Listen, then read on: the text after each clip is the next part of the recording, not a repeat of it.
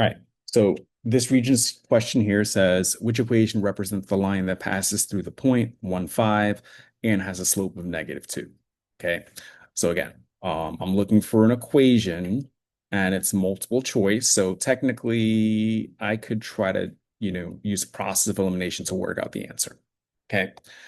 Now, if I was going to do this algebraically, I note that I've given a point on the line and I note that I'm given the slope of the line. Okay. Those are those two pieces of information, which again, if I go back to my reference sheet, I need in order to write something out in point slope form. Okay. Now we got point slope form. If it's getting a little bit confusing for you, you just need a little bit more practice on it. But it's slightly more complicated than slope intercept form because instead of just a slope and a y-intercept, I have to use a slope and both an x and a y coordinate from a point. Okay. But this again is a multiple choice question, so it's possible to reason out what my answer should be, but kind of trying to visualize it. Okay. But first, let's start off, right? My slope of -2 means I should have like -2x, right? If I look here for choice 4, the slope is 2. Okay, so I know it's not 4. Okay, I'm looking for a negative slope. Same thing here. If I'm going at choice 3, this doesn't make sense because I've got a +2 for my slope.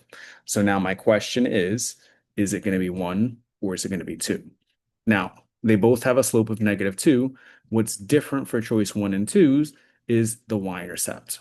Okay, this one has a y-intercept of 7. This one has a y-intercept of 11. Okay. Now, again, I can use point slope form to figure this out, simplify it, but sometimes I can think about this visually. Okay. I know this line passes through the point 1, 5. Okay. So let's say 1, 2, 3, 4, 5. 1, 2, 3, 4, 5. Now, this is a lot easier if you actually use graph paper, but I'm going to just kind of eyeball it here. Okay.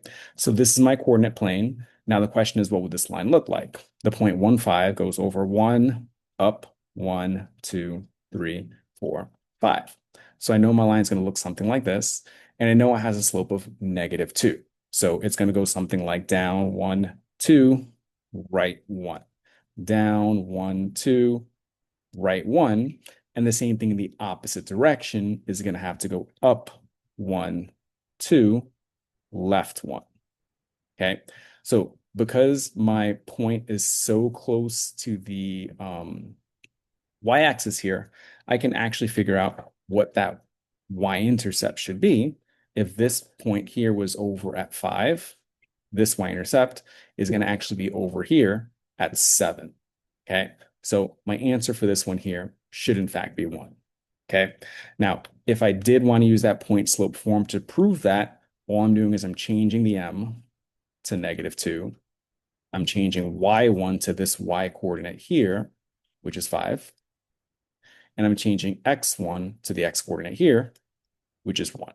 And I'll just run through that really quick so we can see how that works out. But that turns into y minus 5 equals -2 times x minus 1.